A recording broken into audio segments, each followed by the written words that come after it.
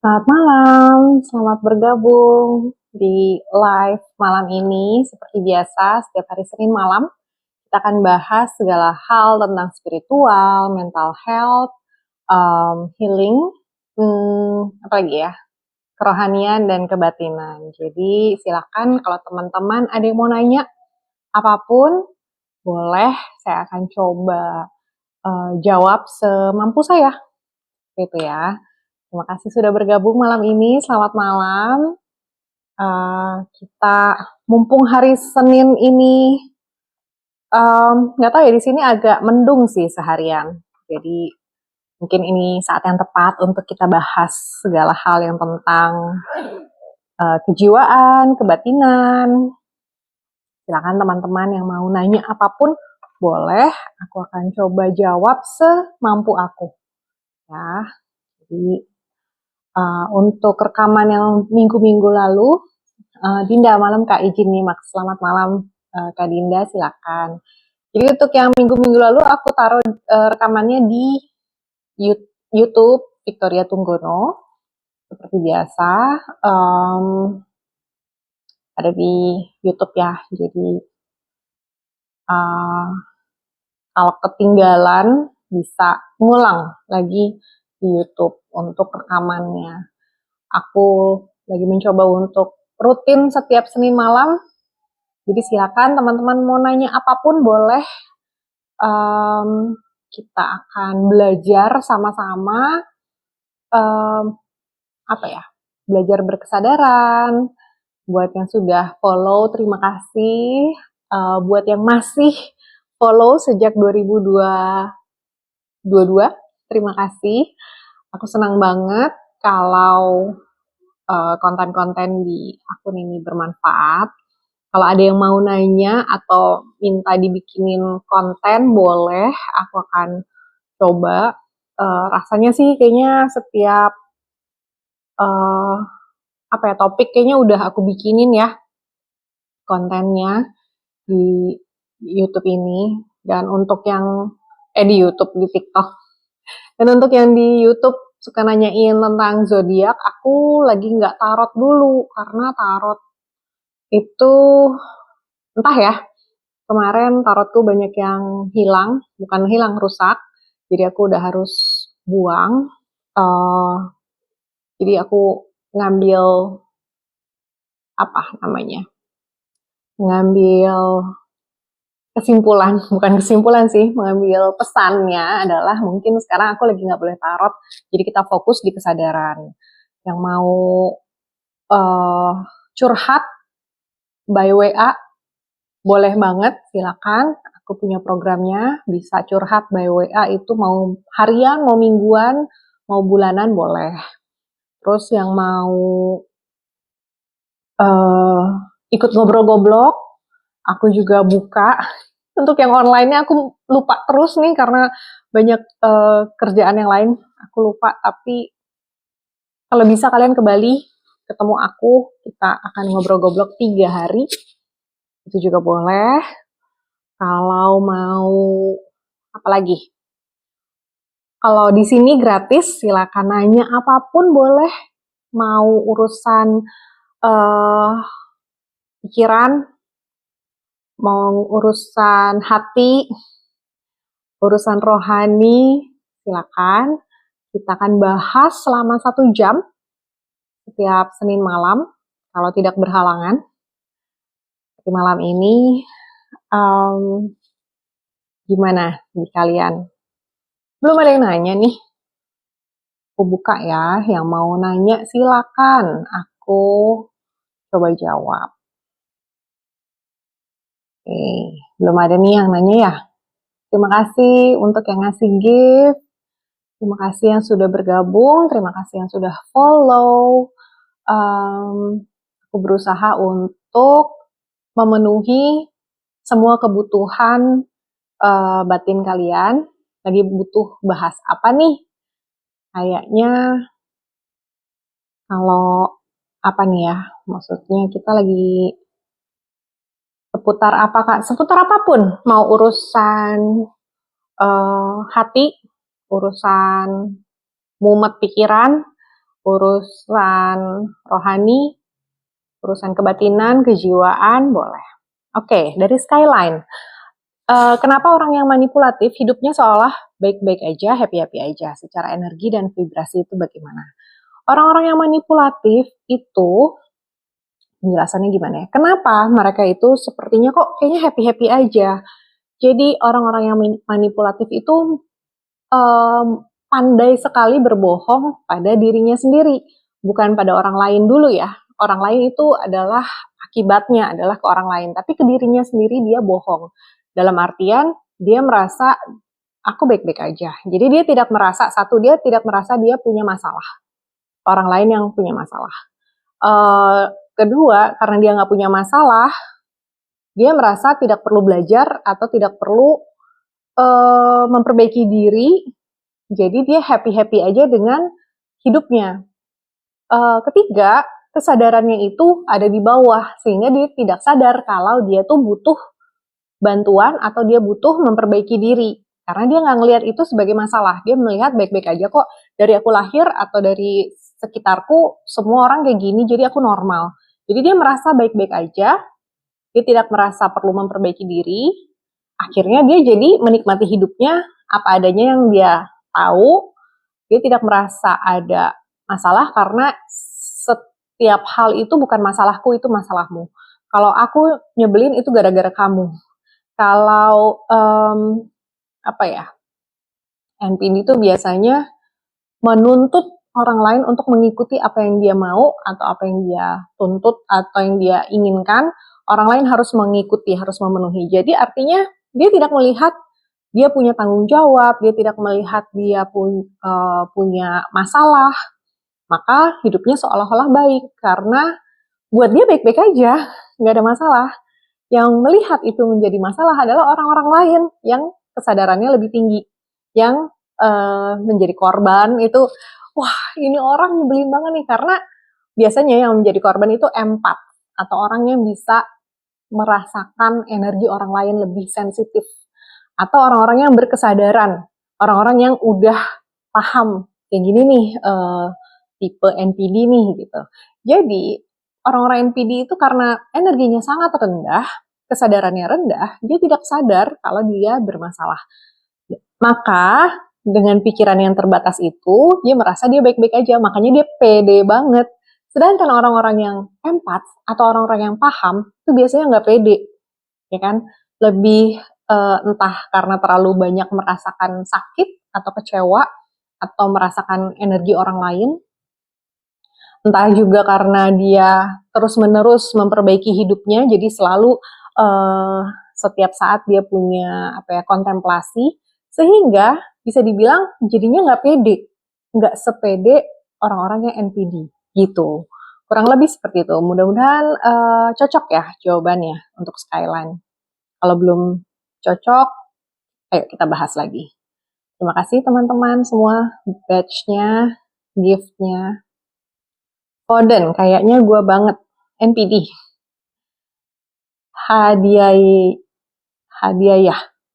Anakku masih 2 minggu, sama aku diambil lagi sama mertua, katanya gantian, padahal masih kecil.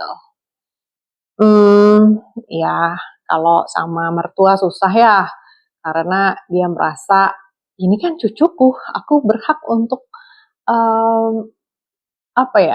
berhak untuk merasakan kehangatan cucu dan sebagainya. Nah itu coba ngobrol sama pasangan, apakah gimana nih caranya supaya lebih baik ya, karena kalau kita langsung ke mertua kayaknya bisa dibilang kurang ajar. Tapi kita sebagai yang lebih muda, kita pakai tahapan, coba ngobrol sama pasangan ya, siapa tahu bisa diomongin ke orang tuanya atau cari jalan keluar yang tengah. Jadi jangan pakai emosi, tapi pahami bahwa mertua itu juga yang namanya orang tua ya. Orang tua itu saking stres hidupnya tuh butuh energi anak kecil untuk membuat dia merasa muda, merasa refresh gitu tuh butuh banget energi anak kecil. Jadi ya gimana? Tinggal diobrolin gitu. Oh, dan cara sembuhnya gimana Kak? sembuh dari NPD ya. Kalau untuk NPD itu sembuhnya sebetulnya journaling aja cukup sih.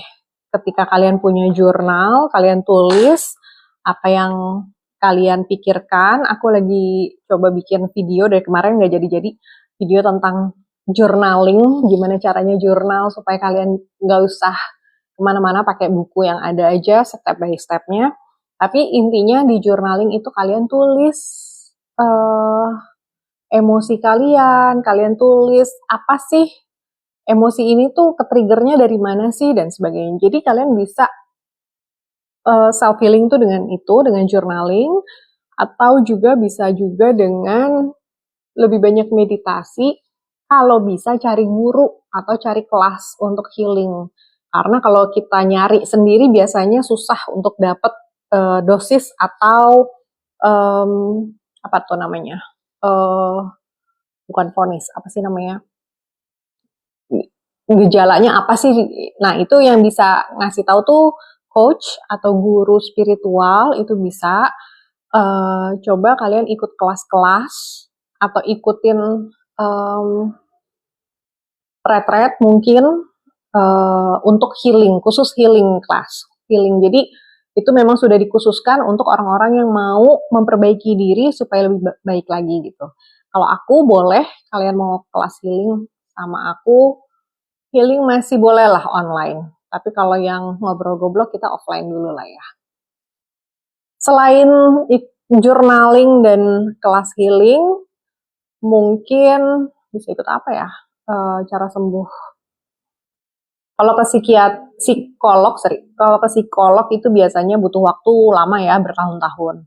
Kalau ke spiritual itu biasanya lebih cepat. Tapi itu juga tergantung dengan kemampuan kita untuk menyadari dan willingness kita, keikhlasan kita untuk berubah. Nah, itu juga yang akan mempengaruhi cepat atau lambatnya sembuh. Bulan Priski, betul kakak, itu yang sedang saya hadapi. Menghadapi orang NPD ya. Okay. Skyline. Dan orang-orang yang empat yang sibuk mengusahakan ikhlas dan naikin vibrasi, usaha sampai berdarah-darah. Betul. Dan tugas kita untuk naikin vibrasi itu jangan diukur ya. Jangan gila, gue udah segininya, apa namanya?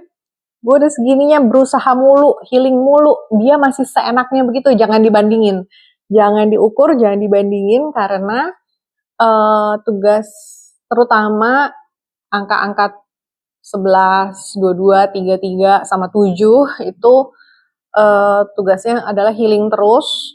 Tapi semua path life juga harus healing sih pada dasarnya. Cuma terutama 11, 22, dan 33 tuh healingnya ekstra lebih banyak dari orang lain gitu. Jadi ketika kalian memang tugas kalian itu bukan ngurusin orang lain, wah dia NPD, wah dia begini dan begitu. Itu adalah urusan dia dengan Tuhan. Urusan kita adalah bagaimana batin kita penuh kedamaian, penuh dengan cinta kasih, dan selalu memaafkan. Keikhlasan itu selalu ada di setiap saat. Nah, itu adalah tugas kita. Jadi kita nggak ngurusin orang lain, kita ngurusin diri sendiri aja. Oke, semoga terjawab untuk NPD. Oke, Mas Denny, ceritain Kak perbedaan dan sebelum dan sesudah mendalami kesadaran, cara memandang hidup, emosi, dan menghadapi masalah hidup. Jadi, apa ya, untuk perbedaannya dulu ketika aku belum sadar, aku merasa korban. Hidupku kok gini amat sih? Kok rasanya orang-orang jahat banget sama aku? Kapan sih aku bisa begini, begitu? Kok dia jahat banget? Kok orang-orang gak ada yang ngertiin aku gitu ya? Jadi itu perbedaannya. Dulu aku seperti itu orangnya. Tapi setelah sadar, aku mengambil tanggung jawab bahwa semua apapun yang terjadi dalam hidupku adalah tanggung jawabku. Walaupun bukan itu yang kuinginkan, tapi itu adalah pelajaran yang kubutuhkan. Jadi ketika kita bisa memahami itu, Ketika kita bisa menyadari, maka disitulah kita naik lagi. Jadi bukan tentang menunjuk ke orang lain, tetapi berkaca, bercermin pada diri sendiri. Oh, orang ini begini, untuk aku belajar apa ya? Message-nya apa ya untukku gitu ya.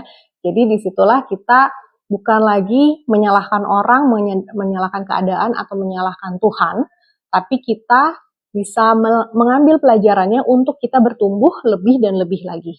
Gitu. Seperti itu, semoga terjawab Mas Denny. Hadiah ya, masalahnya ibu anakku sudah meninggal. Oke. Jadi kalau seperti itu mungkin mertua itu merasa pernah pernah mengurus anak, yaitu ibunya anakmu ya. Jadi merasa punya pengalaman, merasa lebih bisa ngurus anak, ngurus bayi. Jadi ya, karena dinilai biasanya laki-laki itu tidak bisa mengurus anak gitu kan ya. Tapi coba untuk lebih komunikatif, coba untuk dibicarakan baik-baik, jangan dengan emosi, tapi lebih ke bikin pro dan kontra gitu loh. Atau misalkan kalau perlu, kalau orang-orang di luar tuh bikin presentasi. Kenapa aku harus meluangkan lebih banyak waktu dengan anakku, misalkan seperti itu. Jadi coba jangan emosi dulu, kenapa sih kok mertuaku begini, kenapa aku nggak boleh sama anakku, itu kan berarti mental korban. Tapi kalau misalkan kita bisa, oh iya, orang mertuaku mungkin mengambil keputusan ini karena melihat aku kerja, melihat aku kekurangan bantuan mungkin untuk ngurus anak, seperti itu. Jadi coba dilihat dari sisi lainnya, supaya kita nggak suudzon, kita nggak negative thinking. Jadi kita bisa lebih netral. Setelah netral, udah nggak pakai emosi, baru kita bisa ngobrol dengan baik. Nah itu pasti akan ada solusi. Jadi niatannya juga bukan ngelabrak ya. Bukan ngelabrak, bukan nuntut, bukan marah-marah, tapi niatannya adalah diskusi. Gimana nih? Karena saya merasa sudah siap, atau saya merasa cukup mampu untuk mengurus anak saya sendiri, seperti itu. Jadi coba ya, misalkan lebih dibicarakannya dengan baik-baik, supaya tidak jadi masalah lagi. Supaya ini bisa menyelesaikan masalah, gimana nih solusi yang win-win gitu. Oke, my lovely baby girl. Bahas apa nih kakak? Apa ya? Apa aja sih? Bebas, terserah. Kalau tadi kita udah ngebahas tentang kesadaran, tentang anak dan mertua. Oke. Sedangkan energi recharge-ku adalah anakku. Iya benar. Jadi anak-anak itu karena masih polos, dia adalah membawa energi yang energi murni.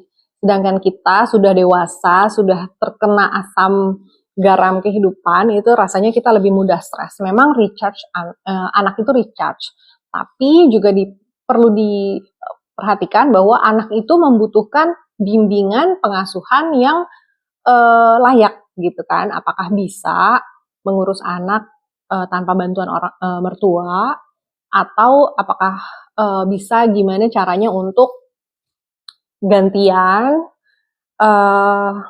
lebih ke situ ya. Jadi coba dicari win-win solutionnya seperti apa. Gitu. Oke, sewayang.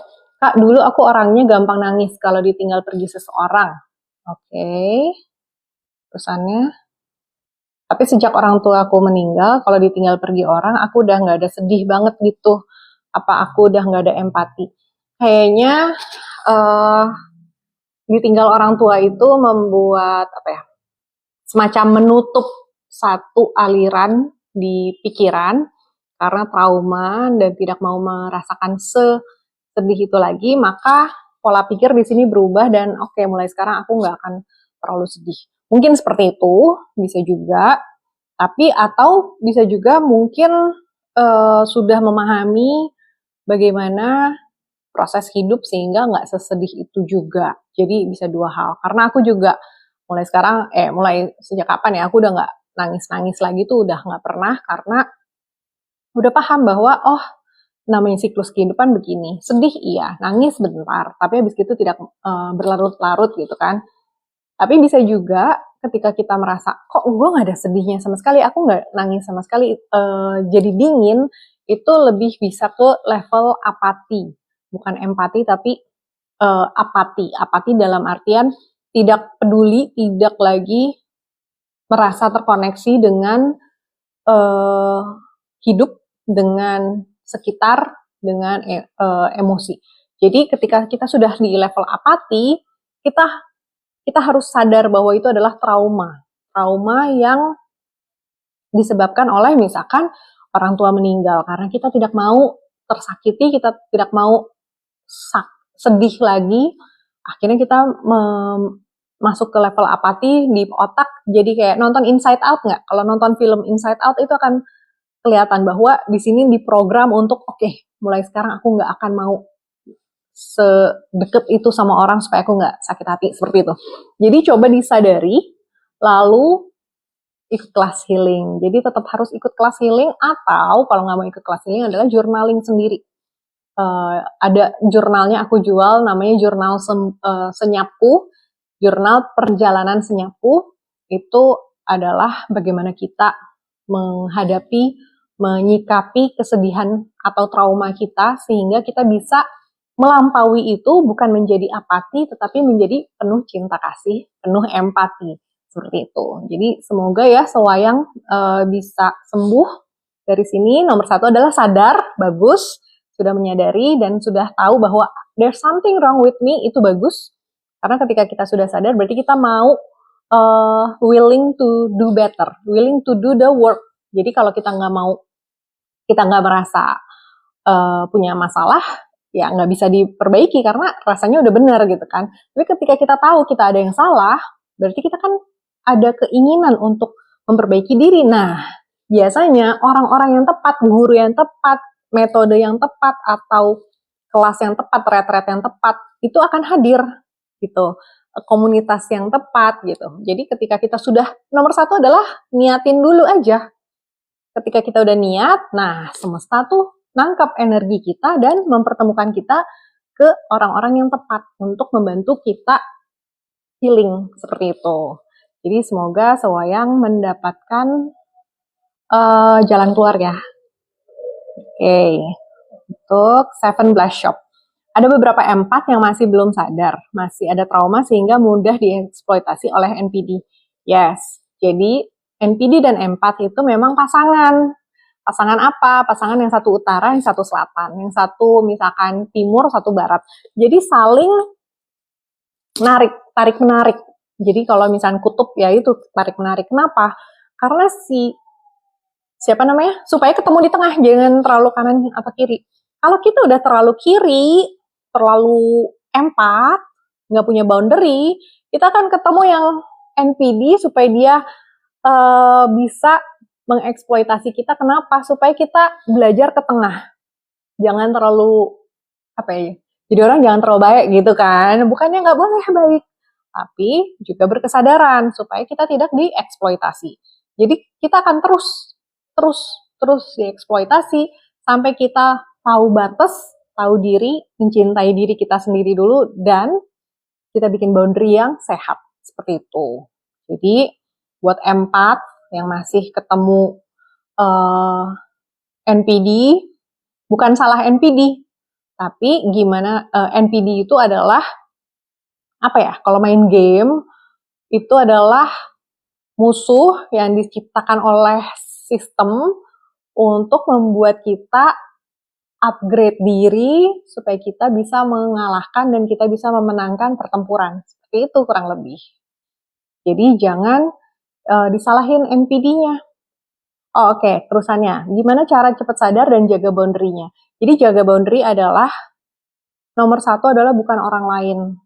Nomor 1 adalah dirimu sendiri. Apakah aku misalkan diminta bantuan, apakah aku bantu ini rela atau enggak? Kalau nggak rela, nggak apa-apa. It's okay. Nggak bantu orang tuh nggak bikin kamu jadi orang jahat. Nggak apa-apa. Kalau misalnya, oke, aku mau bantu, tapi aku nggak bisa semuanya, nggak bisa 100%, nggak apa-apa. Kalau kamu cuma bisa bantu 5%, nggak masalah. Yang penting ketika kalian membantu, itu rela. Nggak ada desakan karena, aduh nanti aku dibilang orang jahat lagi, nanti aku dimusuhin, nanti aku dinilai ini itu, atau nanti aku dosa nggak ya, yang kayak gitu-gitu. Jadi pemikiran takut itu yang membuat kita jadi, oh yaudah deh, nggak apa-apa deh, kesian. Nah itu ya. Jadi untuk jaga boundary, caranya adalah nomor satu, tanya ke dalam diri, apa aku rela membantu? Kalaupun aku rela, seberapa banyak aku mau membantu atau aku bisa membantu? Oke, aku bantu. Tapi aku cuma bisa 1 hari ini ya. Atau aku butuh 2 juta misalkan. Aduh, 2 juta banyak juga ya. Tapi aku cuma bisa bantu misalkan 400.000. Tapi rela gitu ya. Jadi nggak apa-apa. Nggak harus kita yang jadi berdarah-darah demi untuk membantu orang lain. Kita bantu semampu kita, serela kita, sebisa kita aja gitu ya. Jadi jaga boundary adalah nomor satu kita tanya kebutuhan jiwa kita dulu, kebutuhan diri kita dulu, baru untuk orang lain. Seperti itu. Ini apa nih? Skyline atau ada yang punya Superman syndrome? Ya, Superman syndrome itu nggak punya boundary gitu ya. Jadinya dia habis-habisan tuh dia memperjuangkan karena demi misi membela orang-orang lemah, misi menyelamatkan bumi supaya tidak seperti Krypton gitu kan. Jadi itu kan uh, bagus, tapi kan bikin kita juga jadi berdarah-darah itu. Jadi coba dibikin boundary-nya supaya nggak usah terlalu jadi Superman. Bagus banget soalnya aku lagi nulis nih tentang uh, superhero. Udah pernah aku nulis, tapi ada satu bagian lagi yang baru mau aku tulis. Mungkin akan tayang di minggu ini ya di akun Reels-nya. Oke, semoga terjawab ya yang tadi-tadi. Momo and Janet, setuju hadirkah? Halo, terima kasih. Siswanto, apakah empat energinya feminin dan NPD maskulin? Katanya sih tarik-menarik, iya. Kalau mau dibilang feminin boleh, NPD maskulin ya, tapi dua-duanya adalah, kalau empat, bolehlah dibilang feminin, tapi empat yang belum punya boundary itu adalah wounded empat, wounded feminine. Kalau NPD adalah wounded maskulin. Jadi dia walaupun maskulin tapi dia terluka, masih ada trauma, masih ada yang harus dibenerin, harus ada yang disembuhin. Kalau empat belum punya boundary, masih iya-iya aja, sering dimanfaatkan atau nangis mulu, itu berarti si empat ini masih harus menyembuhkan diri juga, jangan sampai dimanfaatkan orang terus gitu. Jadi feminin dan maskulin boleh kita lihat seperti itu, tapi dua-duanya sedang kalau terus kita masih ketemu gitu ya, berarti kita masih wounded. Kalau kita masih ketemu orang-orang yang mau memanfaatkan kita, ini sebagai empat masih ketemu orang-orang yang jahat gitu ya, mau ngejahatin kita, berarti kita belum punya boundary, kita belum sehat, kita belum sembuh, masih ada trauma yang harus disembuhkan, seperti itu. Semoga terjawab. Oke, terima kasih semua gift-nya. Wow, banyak ya. Thank you. Oke, apalagi nih? Seeker, bagaimana cara mengatasi sulit tidur jika travel sendirian di luar kota? Tapi kalau di rumah gampang. Apa bedanya di luar kota sama di rumah? Biasanya nih yang kayak gini-gini ya, takut, atau sering diganggu, atau homesick. Nah, itu sebetulnya gimana kalian sih? Itu semua balik lagi ke mindset, gimana kalian mau memposisikan diri.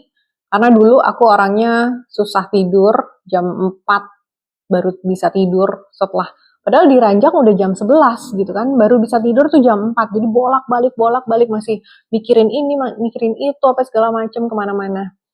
Tapi itu tuh tinggal kita klik aja sebetulnya, aku mau tidur, udah tidur gitu. So simple itu untuk tidur, tapi ketika kita ngikutin, enggak aku kan susah tidur, aku kan orangnya nggak bisa langsung tidur kalau di tempat baru, atau aku kan takut. Nah itu kita yang menentukan sendiri, dan itulah yang terjadi. Jadi balik lagi, semua dimulai dari mindset, dan tubuh kita tuh ngikutin apapun yang diperintahkan oleh otak gitu. Semoga terjawab.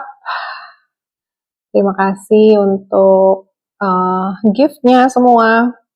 Sunarto, KS Nube, Rahayu, sehat selalu juga. Terima kasih sudah bergabung.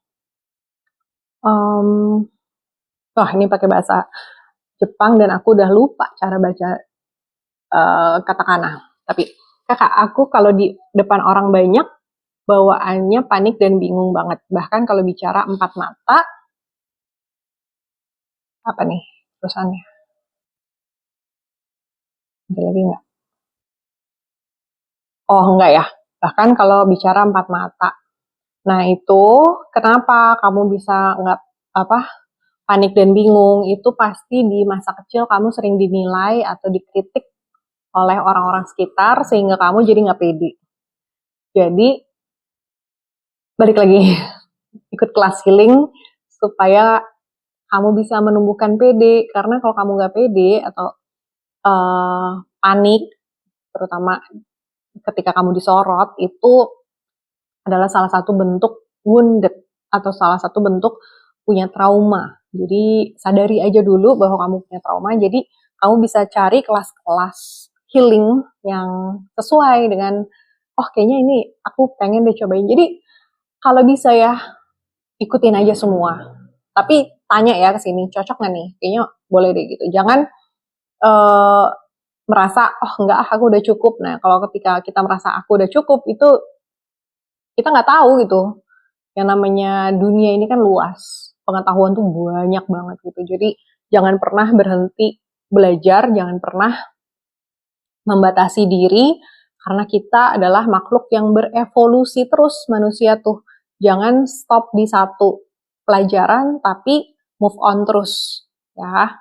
Jadi supaya kita bisa selalu memperbaiki diri menjadi orang yang lebih baik setiap saat. Wah, terima kasih banyak nih semua. Kok kali ini aku dapat banyak banget gift. Thank you, thank you. Oke, Sekaring Jagat.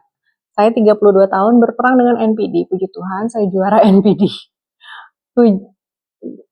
NPD ku jahit jari, kos sudah nggak kerja, duit pun nggak ada. Bagus ya, selamat sudah bisa melampaui NPD, tapi coba naikin lagi, jangan berhenti di situ. Kita ketemu NPD itu bukan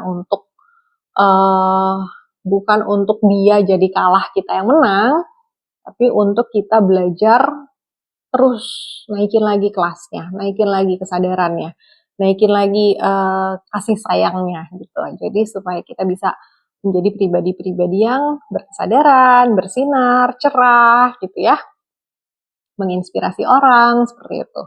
Jadi naikin terus, jangan berhenti di satu orang. Maksudnya dengan satu NPD aja kita fokus, udah menang, bagus, udah bisa memenangkan itu, tapi naikin lagi, naikin lagi, naikin lagi. Oke? Nice. Siapa lagi nih? DWA Property. Kalau kepikiran terus gimana caranya, Kak? Kepikiran apa nih yang susah tidur? Apa nih? Kalau kepikiran terus, disadarin aja bahwa kalau kita kepikiran sesuatu terus-menerus, itu berarti ada sesuatu yang belum selesai di situ. Entah ada orang bersalah sama kita, atau kita bersalah sama orang, terus kita belum memaafkan diri atau memaafkan orang itu, berarti itu belum selesai ya, karena kita belum berdamai, belum memaafkan, atau kita belum menerima kenyataan bahwa itu terjadi. Kita masih di sini, harusnya, seandainya, andai saja, jikalau, bilakah, bla bla bla bla bla. Nah, itu berarti kita belum bisa menerima kenyataan. Jadi diterima dulu, disadari, diterima, dilepaskan, dimaafkan, dilepaskan. Oke? Semoga bisa. Yoko, Kalau peka energi apa namanya Mbak? Ada yang bilang empat, ada yang bilang apa ya? Empat sih ya yang aku ingat sekarang. Tapi mungkin di bahasa lain ada banyak. Cuman uh, yang karena dari tadi ngobrolin ya empat ya. Oke, terima kasih giftnya. Lutfi Musikus. Salam Rahayu Kak Victory. Rahayu juga terima kasih. Yoko, mungkin melekat. Ya, melekat itu bukan berarti orang atau hal itu melekat sama kita, tapi kita yang melekatkan diri pada orang itu atau pada gagasan tentang orang itu. Jadi coba diperhatikan. Kacang kuaci. Gimana caranya menghadapi cewek yang suka marah-marah, Bu? Ya berarti sabar. Karena kalau dia marah-marah, kita balas marah, yang ada perang. Nggak ada solusinya, nggak ada jalan keluarnya. Tapi kalau ada orang yang lagi marah, kalau temanku bilangnya dulu gini, kalau yang satu ngegas, yang satu harus ngerem. Tapi kalau yang satu ngegas, satu lagi ngegas juga, yang ada tabrakan gitu kan. Jadi ketika ada orang yang ngegas atau yang lagi marah-marah, kita nomor satu adalah tenang. Perhatikan bahwa marah-marah itu bukanlah tentang, mungkin ada bagian tentang diri kita yang salah. Tapi bukan 100% tentang kita, tapi tentang dirinya yang lagi entah apa itu. Ada hal yang membuat dia tidak bahagia, sehingga dia melampiaskannya dalam bentuk amarah. Entah itu karena kita, entah itu karena hal lain gitu ya. Jadi ketika ada orang marah, kita harus tenang. Kalau udah tenang, udah selesai semua keluar, sambil hembus nafas, baru ditanya, oke, tadi kamu marah-marah, saya paham kamu marah. Atau saya tidak paham kamu marah, boleh nggak ceritain kenapa? Boleh nggak kasih pemahaman? Soalnya aku nggak ngerti kenapa kamu marah gitu ya. Jadi kalau kita ikut ngegas atau kita jadi kesel, itu artinya kita juga masih punya luka batin yang harus diberesin supaya kita bisa tenang menghadapi orang macam apapun. Orang mau marah, mau tantrum, mau apa, bebas gitu ya. Jadi kitanya harus tetap tenang. Kacang kuaci, sabar adalah kunci. Yes, betul. Sabar adalah kunci. Nanti kalau ikutan kelas ngobrol goblok, program ngobrol goblok, kita akan belajar bentuknya sabar yang mana sih? Kayak apa bentuknya ikhlas, bentuknya sabar gitu kan? Karena kita ngomong setiap hari tapi kita nggak tahu bentuknya. Nah, di program ngobrol goblok kita akan bahas itu semua sampai tahu persis yang mana sih yang namanya sabar. Sabar itu kayak gimana sih gitu ya? Yoko, sabar bukan kunci tapi nurut aku sadar. Nurut aku sadar. Ya, aku kurang paham sih nurut aku sadar. Bukan nurut kali ya.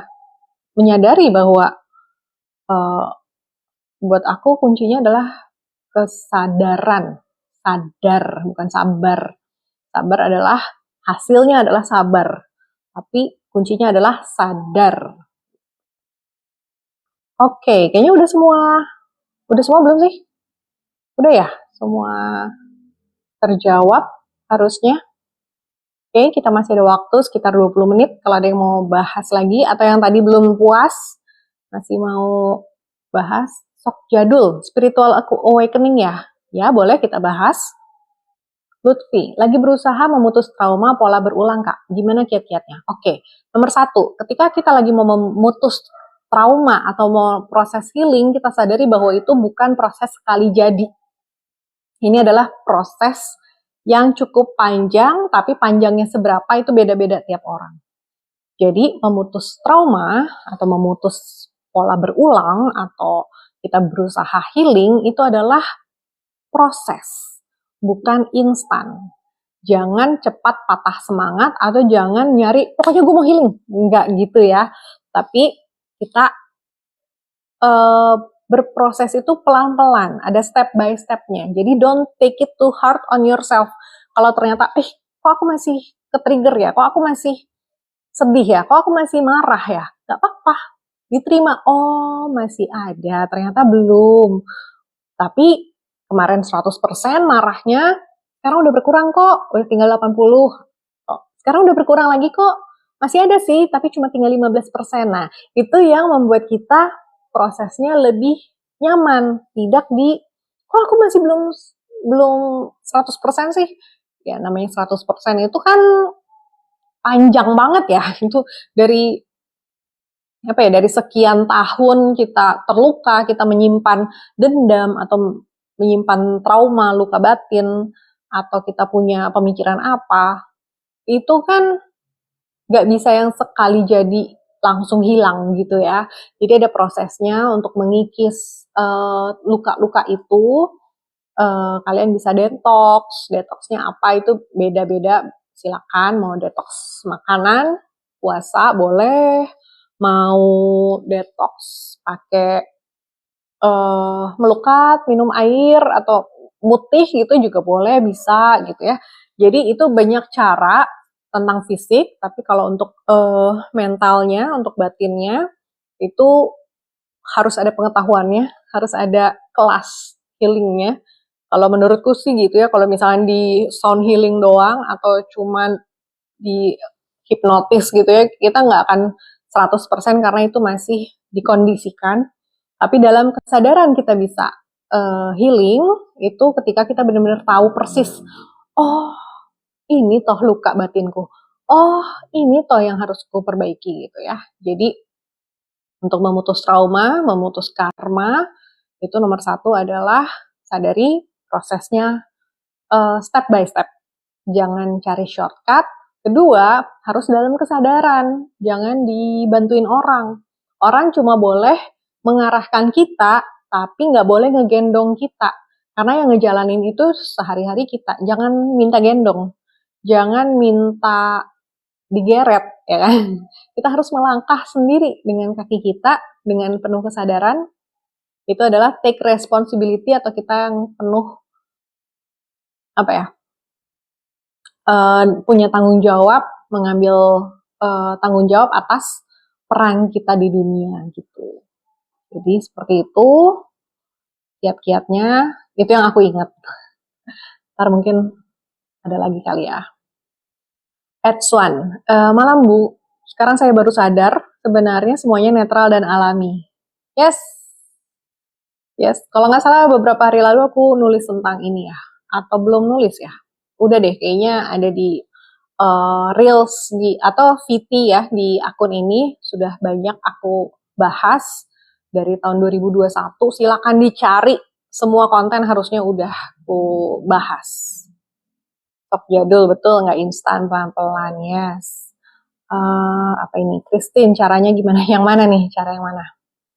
Lutfi, apakah itu masih manusiawi Kak kalau kita masih ada trigger? Manusiawi. Kadang-kadang bahkan ada orang-orang atau mungkin banyak banget orang yang sampai meninggal pun nggak sadar-sadar.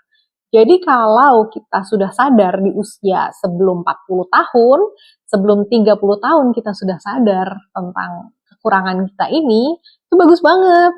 Dan kalau kita masih ada trigger, sadarin. Makin lama tadinya mungkin triggernya harus lewat sehari baru paham. Oh iya, aku ke trigger. Lama-lama cuma 1-2 jam. Lama-lama cuma 5 menit. Nah, nanti belum ke trigger aja udah langsung eling gitu kan. Jadi itu prosesnya akan seperti itu. Tadinya lama, butuh waktu lama, sekarang butuh waktu lebih sebentar. Tadinya untuk meredakan tuh panjang banget, emosinya segini, lama-lama makin ringan, seperti itu. Jadi disadari aja. Oke. Zoya, Kak, menurut kakak, kalau ada cowok perokok, pemabuk, dan nggak sholat, diterima nggak ya? Akal sehatku nggak berfungsi karena aku merasa nyaman. Oh, oke. Nomor satu, dari agama, apakah kamu mementingkan sholat? Kalau kamu penting, apakah kamu bisa menerima kalau pasangan kamu tidak sholat? Itu. Terus kalau perokok, itu mungkin ya itu bisa dibilang lebih ringan ya daripada pemabuk. Nah, kalau pemabuk dan kamu udah tahu dia pemabuk itu adalah orang yang sering kabur dari perasaannya sendiri, dari emosinya, dari ketakutannya. Habis gitu kamu pacarin gitu ya. mau ngarepin apa kamu dari dia? Cuma dapat nyaman, nyamannya juga yang semua adalah kebutuhan dia, bukan kebutuhan kamu. Kamu cuma dikasih mungkin cuma status, atau cuma ditemenin doang. Tapi mungkin sehari-hari kamu di gaslighting lah, di NPD-in gitu kan. Aku nggak tahu ya, tapi kalau sama orang pemabuk, pejudi, apalah, semua itu, eh apa yang kamu harapkan kalau pacaran sama orang itu? Kalau nyaman doang, kamu nongkrong apa kalau kamu duduk di sofa juga nyaman kok ya kan, kalau kamu pakai selimut juga nyaman gitu, tapi kan itu dari kamu seberapa seberapa besar kamu mencintai diri kamu sehingga kamu mau mengorbankan tubuh, jiwa, dan roh kamu untuk orang ini. Jadi pertanyaannya itu aja, seberapa cinta kamu sama diri kamu sendiri, dan apakah kamu tidak punya apa ya, daftar gitu ya untuk kriteria pasangan yang sempurna untukku gitu ya. Jadi kalau kamu terima yang kayak gini cuma karena dia gombal atau cuma karena dia bisa bikin kita merasa tergila-gila, itu apakah itu akan bisa kepake ketika ada masalah? Apakah dia bisa menyelesaikan masalah? Apakah dia bisa menafkahi kamu? Atau dia cuman kasih kata-kata doang gitu ya? Jadi coba tanyakan ke diri kamu, seberapa banyak, seberapa besar kamu mau mengkorting diri kamu demi orang ini. Seperti itu. Yoko, kasih doa terbaik untuk para pembenci dan yang menyakiti. Ya betul, karena apa yang mereka lakukan itu adalah tentang mereka, apa yang kita lakukan adalah tentang kita. Kalau kita hanya mendoakan, berarti itulah kebesaran hati kita, ya. Jadi itulah energi yang akan diterima atau di, dirasakan oleh semesta. Gitu. Zoya, gimana sih caranya biar nggak kemelekatan? Aku pikir selama ini aku selalu melekat sama seseorang. Ya, kalau melekat itu biasanya karena ada trauma ketika kecil, mungkin takut sendirian, atau mungkin entah pernah ditinggal, atau dicuekin oleh orang tua, atau ditolak, sehingga kita takut untuk sendirian, kita takut untuk nggak punya pegangan gitu ya. Jadi itu juga harus healing ya. Trauma itu ada 5, trauma ditinggalkan, trauma ditolak, trauma ketidakadilan, trauma dipermalukan, sama trauma dikhianati. Nah, 5 trauma ini bisa kalian sadari apakah ada di diri kalian, apakah dari kecil, dari remaja, dari usia berapa nih gitu kan. Nah, itu yang perlu kalian healing. Seperti itu. Apa trigger-trigger adalah pemicu. Oke. Seeker. Bagaimana bisa mudah menerima hal-hal yang tidak seperti kita harapkan dan move on. Gimana bisa mudah menerima? Nah, itu ikutan kelas seni berpikir netral supaya bisa menerima segala hal dan gampang move on. Kalau enggak, cari di YouTube aku, Victoria Tunggono, itu udah aku pernah bahas tuh tentang seni berpikir netral. Ya, Lutfi. Baik Kak, kuncinya adalah kesadaran, memang kunci dalam setiap situasi dan kondisi ya Kak. Terima kasih, sama-sama. Nice. Chenglezon, sholat pun tidak bisa jadi jaminan, betul. Tapi kalau pemabuk, itu yang tanda tanya. Yoko, calon korban ya mungkin ujungnya dimanfaatin. Pean tuh apa ya? Kan yang berharap. Endang Hidayat. Bagaimana cara melepaskan kesel terhadap ortu? Waktu kecil saya sering mendapat perlakuan kasar. Oke. Kalau buat aku, cara paling cepat untuk menerima kekurangan orang tua adalah dengan konsep reinkarnasi. Jadi ketika kita tahu bahwa hidup itu adalah siklus hidup mati, hidup mati, hidup mati. Di semua agama ada ya, tapi kata-katanya beda. Kalau di Buddhis atau di Hindu itu reinkarnasi namanya. Itu juga bahasa Inggris, bukan bahasa Sanskerta, bukan bahasa Cina, bukan bahasa India. Tapi kalau reinkarnasi itu adalah kita hidup lalu mati, lalu hidup lalu mati, lalu hidup lalu mati. Nah, kali ini kita hidup dipertemukan dengan orang tua yang seperti ini. Itu pasti ada sebabnya. Kenapa? Kita dipasangkan menjadi keluarga itu biasanya ada hukum karma, ada apa ya? Kita pernah kenal, kita pernah berbuat salah, atau kita pernah mungkin justru saking sayangnya, baiklah di kehidupan depan aku akan menjadi ibumu atau aku akan menjadi anakmu gitu kan. Dan pahami bahwa sebelum lahir di dunia ini kita sudah taken kontrak bahwa di kehidupan kali ini sebelum kita jadi bayi ya, jiwa kita sudah taken kontrak bahwa oke, aku akan, bahkan kita sendiri yang memilih, aku mau lahir di orang tua yang seperti ini nih gitu ya. Jadi ketika kita oke, aku mau lahir di orang tua seperti ini, nah, udah ada kontraknya bahwa kamu akan diperlakukan seperti ini, kamu akan mengalami ini, keadaan keluarga kamu seperti ini. Nah, masalahnya kamu bisa melampaui itu atau enggak. Karena itu semua kondisi keluarga kita waktu kita kecil itu adalah bekal untuk proses healing kita. Jadi istilahnya kalau kita mau lulus ujian, kita kan harus memecahkan soal. Nah, ini adalah soalnya. Kalau kita bisa pecahkan atau kita bisa lampaui, maka kita lulus ujiannya. Tapi kalau kita terjebak di dendam atau di trauma, itu berarti kita belum lulus gitu. Jadi melepaskan kesel pada ortu biasanya, atau cara yang aku alami itu paling mudah adalah memahami bahwa di kehidupan lalu aku pernah menyakiti orang tuaku dalam bentuk mungkin mereka atau beliau dulu teman atau kakak atau adik atau pasangan mungkin atau gimana. Jadi entah siapa peran mereka di kehidupan lalu, tapi kita pernah punya salah sama mereka sehingga di kehidupan kali ini kita harus menderita segitunya waktu kecil. Karena kita harus belajar melampaui itu. Gitu ya. Itu buat aku yang paling gampang adalah anggap aja kita bayar karma gitu.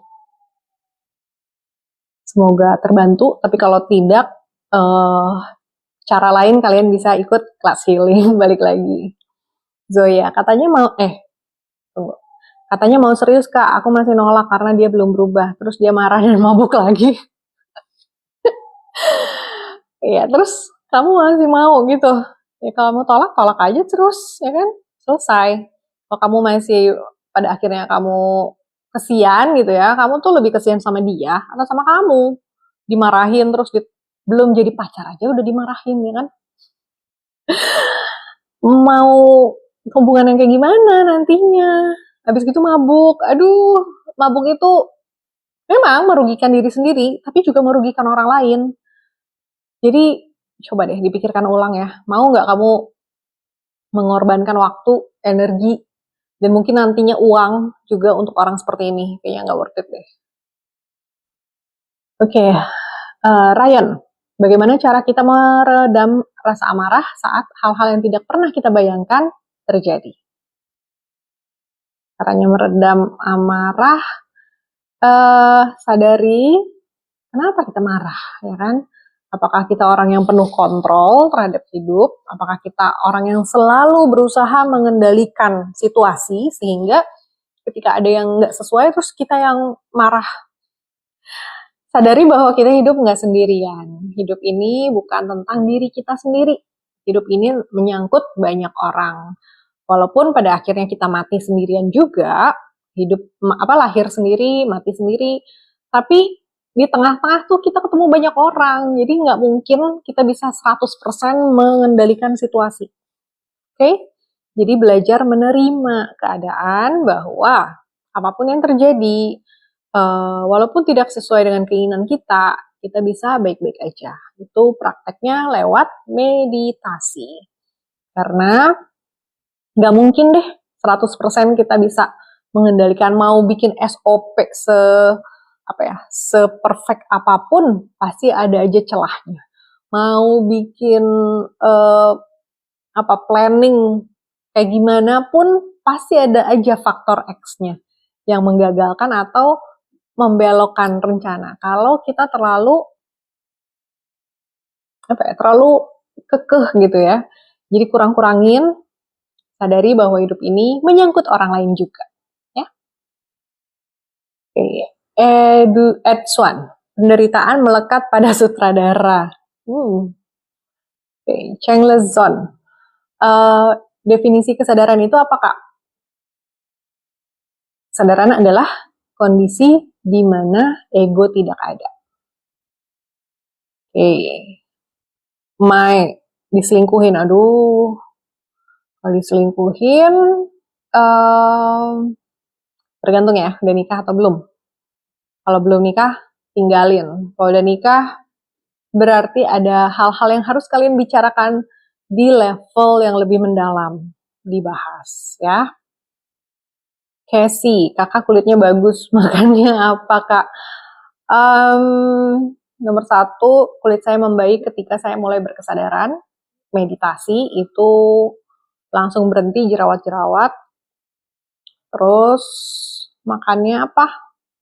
Sayur, buah, apa aja sih, aku makan segala macam, hampir segala macam. Oke. Arum, kakak boleh nggak sih kita jadiin orang jadi batu loncatan di hubungan? Karena orang itu lebih cocok jadi teman daripada suami. Sebetulnya nggak apa-apa, tapi caranya ya, jangan sampai menyakitkan. Kalau emang udah jadi suami, terus kita merasa, oh kayaknya enggak nih, kayaknya aku butuh yang lain gitu ya, terus cerai, apakah dia setuju gitu kan? Atau mungkin kalian jadi suami istri itu karena entah itu karma, perjanjian kalian, kontrak jiwa kalian tuh seperti apa. Mungkin, atau dalam banyak kasus yang aku lihat adalah orang yang kita remehkan, itu adalah orang yang justru memberi kita pelajaran, atau justru orang yang dikirim Tuhan untuk kita gitu ya, untuk menemani kita justru.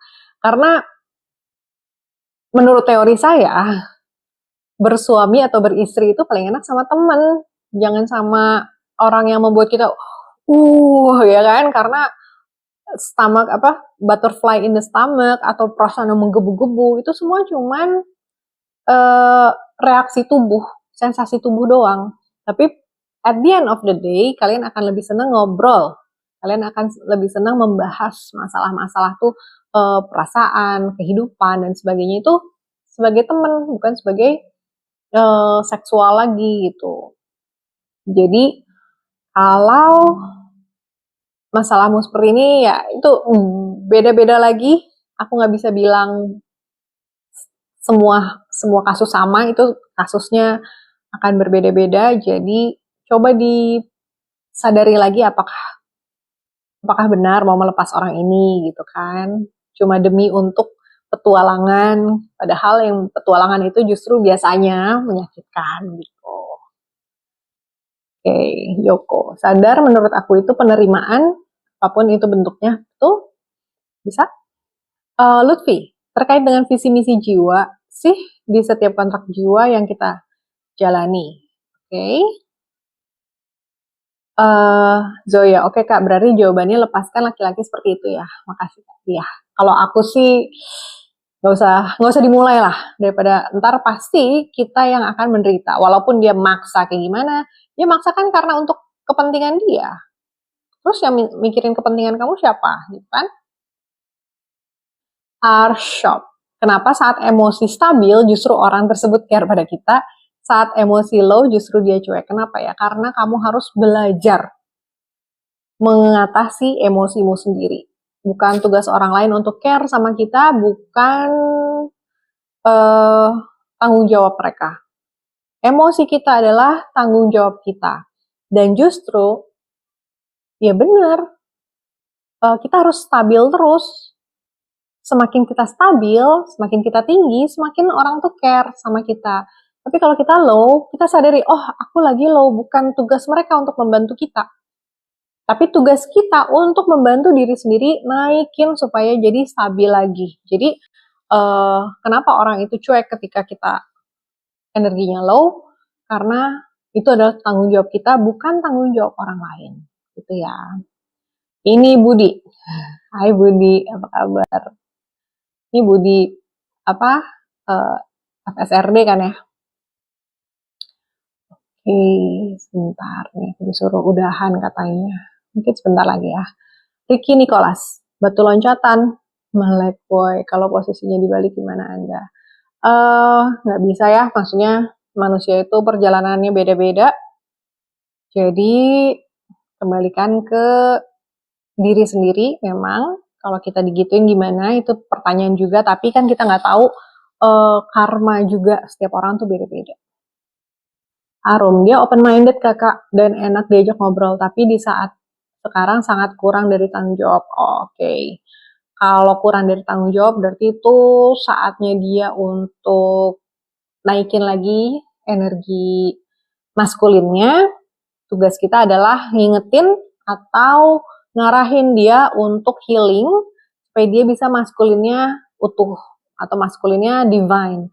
Jadi justru kalau memang kita dipertemukan di kehidupan kali ini, bisa jadi itu memang sudah ada kontrak jiwa di mana dia membantu kita di satu sisi, kita membantu dia di sisi yang lain. Jadi itu ada timbal baliknya dan semuanya kita punya peran, dia juga punya peran. Coba kalau misalkan boleh diarahkan untuk dia apa ya, lebih bertanggung jawab, mungkin diingetin atau didiskusikan, kamu punya masalah apa, yuk kita cari tahu bareng-bareng gitu. Seperti itu ya. Jadi teman-teman kalau bisa biasakan budaya berdiskusi dengan orang, dengan sahabat, dengan pasangan, dengan orang tua supaya tidak jadi perang atau salah paham. Oke, Kak, apakah kebenaran yang kita terima selama ini adalah hasil dari pengakuan orang banyak atau murni? Kebenaran yang kita terima selama ini adalah berdasarkan pemikiranmu. Ya, jadi kalau mau tahu kebenaran yang sejati, itu kamu harus mengosongkan diri dulu. Tapi kalau kamu masih punya isi, gelas kamu penuh, nih kalau gelas penuh, nggak ada gunanya, karena nggak bisa diisi, karena udah penuh. Jadi kalau kamu mau tahu atau mau ketemu, mau sadar gitu ya, kebenaran yang sejati, kosongin dulu gelasnya. Tidak, apalagi kalau pengakuan orang banyak gitu, tapi di rosonya itu di apa ya, itu bikin intuisi, rosonya itu loh diaktifin, cakra jantungmu diaktifkan, dikuatin supaya kamu bisa menyadari apakah ini yang benar atau bukan, apakah ini kebenaran sejati atau masih kebenaranku sendiri gitu ya. Jadi kalau mau ikut yang kayak gini-gini aku bahas di Ngobrol Goblok, Reset Mindset itu sama, satu program 3 hari untuk membahas yang mana yang namanya kebenaran sejati gitu ya. Seperti itu. Momo and Janet, izin nyimak, ini tentang apa Kak? Kalau boleh tahu. Tentang apa ya? Aku lupa, tadi kita ngebahas apa aja. Apapun sih soal kebatinan.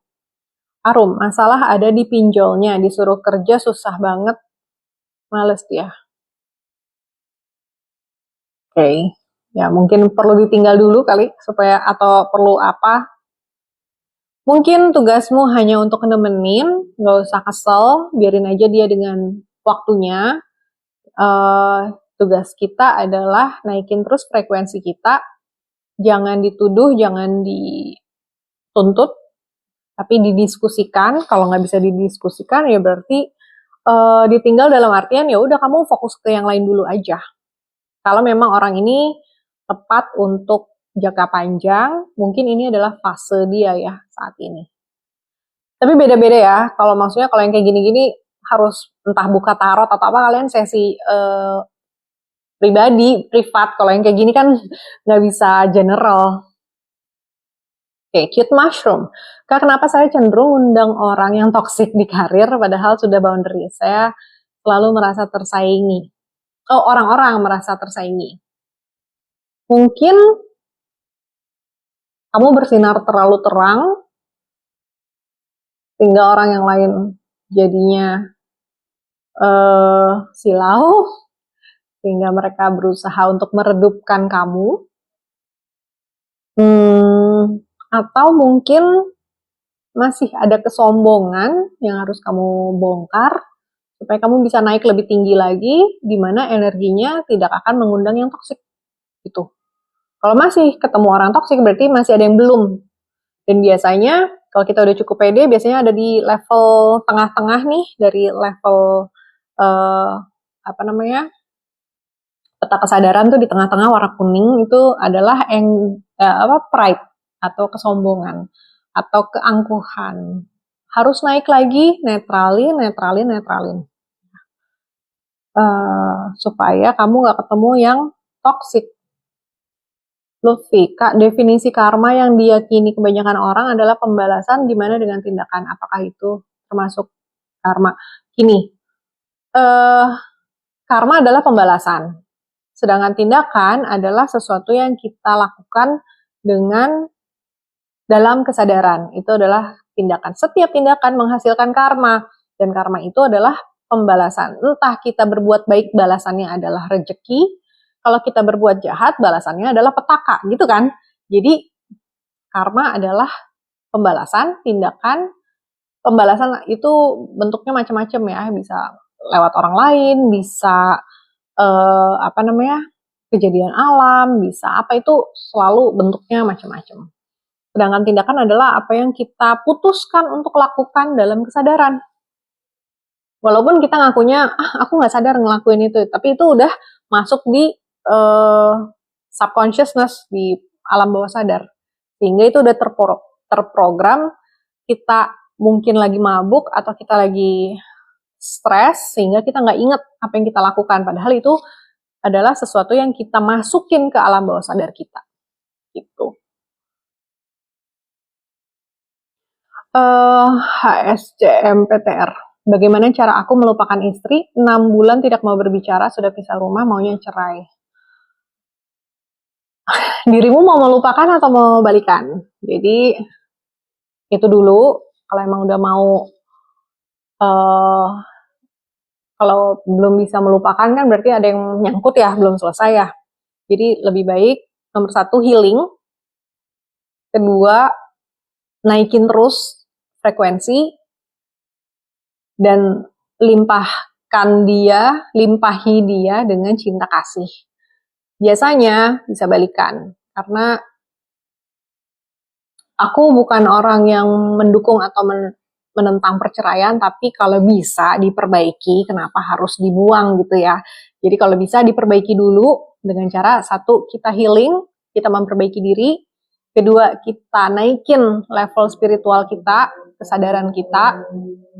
Baru kita ajak ngobrol baik-baik gimana solusinya yang terbaik kalau kita sudah siap gitu. Karena kalau nggak bisa lupa berarti masih nyangkut. Denny, yang utama kesadaran atau alam bawah sadar? Kalau bisa alam atas sadar. Karena kalau kesadaran aja tidak cukup, alam bawah sadar adalah apa yang kita kita simpan, yang biasanya tidak kita sadari tapi kita simpan. Nah, di channel ini, di akun ini, kita fokus sama atas sadar, alam atas sadar, kesadaran tinggi, kesadaran atas, atau higher consciousness ya. Jadi kita kesadaran jiwa.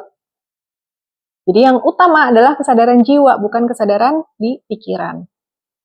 Oke, seeker. Kalau kosong bukannya tidak ada kebenaran dan kesalahan, ya kan? Situlah ada yang murni. Gitu. Sahabat, gimana caranya biar bisa dapat istri total 9?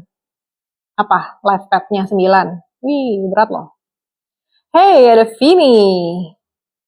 Hai Vini. Kok ada di titik? Momo and Janet Ke aku banyak pengalaman nggak nalar, tapi aku ignore karena bertentangan dengan realita. Bertentangan dengan realita atau bertentangan dengan konsep yang kamu percaya, gitu ya. Pertanyaannya adalah itu. Oke, TTS TK. Cara mendapatkan restu ibu pihak laki-laki, Kak. Saya janda cerai hidup, memang ketemu duda cerai mati. Padahal kan udah duda juga ya harusnya ya. Oke. Cara mendapatkan restu adalah nomor satu, kita mencintai pasangan kita dengan tulus, rebut hati ibunya dengan nggak tahu, coba aja misalkan coba untuk, kayaknya ada filmnya deh sekarang, siapa yang main ya itu, uh, Marsha Timothy atau siapa gitu kan, ada filmnya atau siapa ya, aku juga nggak terlalu nonton sih. Jadi gimana caranya adalah baik-baikin, coba adain waktu untuk shopping berdua atau masak berdua sama calon mertua gitu kan, atau gimana.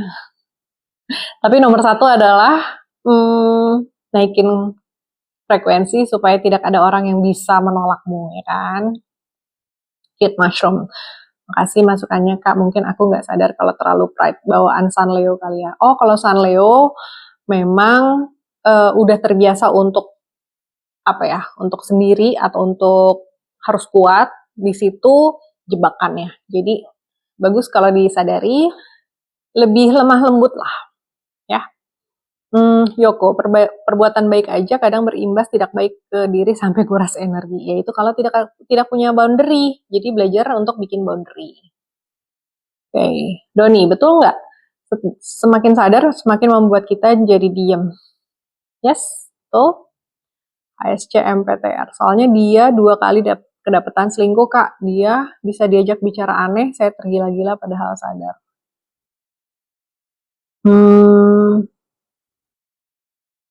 Kalau gitu, maafkan dia, cintai dia, lalu lepaskan dia dengan cinta kasih bahwa saya melepaskan kamu karena nomor satu, orang selingkuh berarti kan dia tidak betul-betul mau sama kita gitu kan, dia tidak serius mencintai kita, dia masih ada luka yang dia cari di orang lain. Jadi kalau orang itu selingkuh, maka kita lepaskan dengan cinta kasih. Saya sayang sama kamu, tapi saya juga paham saya tidak bisa memenuhi kebutuhanmu atau apa yang kamu cari dan kamu mencarinya di orang lain, maka saya melepaskan kamu saat ini dengan cinta kasih, bukan dengan kekesalan, bukan dengan kebencian, tapi karena saya mencintai kamu, saya lepaskan kamu dan saya membiarkan kamu menemukan kebahagiaanmu dan saya juga mau menemukan kebahagiaan saya. Seperti itu kali ya, cara untuk melupakan istri. Oke, Lutfi, Kak, apakah setiap orang mengalami spiritual awakening dalam hidupnya? Yes, betul. Tapi nggak semua orang dalam satu kehidupan. Kadang-kadang satu kehidupan dia hanya ingin berfoya-foya atau dia hanya ingin hidup apapun itulah namanya, hidup negatively gitu ya. Ketika kita tidak mau berspiritual, walaupun kita udah diketok-ketok tuh udah pasti. Ajakan untuk berspiritual itu sudah pasti muncul di setiap orang dalam satu kehidupan. Tapi kita jawab atau enggak, kita buka pintunya atau enggak, itu terserah kita. Bahkan kalau sampai mati pun kita nggak berspiritual, kita nggak mau melangkah masuk ke pintu spiritual itu, maka boleh kita ulang di kehidupan berikutnya. Jadi hidup ini banyak remedialnya, banyak kesempatan kedua, ketiga, keempat, kelima gitu ya. Kalau di kehidupan kali ini udah nggak ada kesempatan lagi, ya berarti kehidupan berikutnya. Jangan lupa. Jangan khawatir, masih bisa jadi bayi lagi. Tapi jangan lupa, menjadi bayi itu lama lagi. Prosesnya dari nol lagi, ya kan? Masih mau nggak? Gitu kan? Jadi kalau boleh saya saran, ketika ada kesempatannya, sadarlah. Jalanin sesakit apapun, seberat apapun, semenakutkan apapun, jalanin. Karena kalau nggak kita ngulangnya satu kehidupan lagi. Dan itu ya lifetime, ya kan? Sarjana Tua. Malam, selamat malam. Oke, kita udah hampir selesai nih. Oke, udah semua terjawab ya. Sudah satu jam lebih 15 menit. Terima kasih sudah bergabung teman-teman. Untuk rekaman, aku taruh di YouTube, di Victoria Tunggono. Apalagi ya, untuk yang mau jalur privat silakan. Boleh DM, nanti aku kasih program-program yang bisa kalian, yang tepat untuk kalian. Apakah mau curhat by WA, atau mau kelas healing, atau mau ikut ngobrol-goblok di Bali, silakan. Kita akan ketemu lagi kalau bisa setiap Senin malam. Terima kasih sudah bergabung, terima kasih untuk semua pertanyaannya, terima kasih sudah meramaikan live kali ini, dan semoga ada sesuatu yang bisa kalian ambil dari sharing kita malam ini. Kasih Surjono, kakak cantik banget, auranya penuh cita. Terima kasih. Terima kasih sudah melihatku seperti itu. Ya, apapun itu, nanti kalau kalian masih ada pertanyaan atau apa, boleh DM atau boleh komen di salah satu video. Aku pasti akan ngecek semua komen. Jadi kalau misalkan ada yang perlu aku bikinin video baru, nanti akan gue bikinin untuk kalian. Oke? Terima kasih. Senja baru mau join. Jeng En telat. Oke, minggu depan masih ada. Oke? Terima kasih semuanya. Untuk siklus Senamo Budaya, teman-teman, Rahayu. Terima kasih, selamat malam dan selamat beristirahat.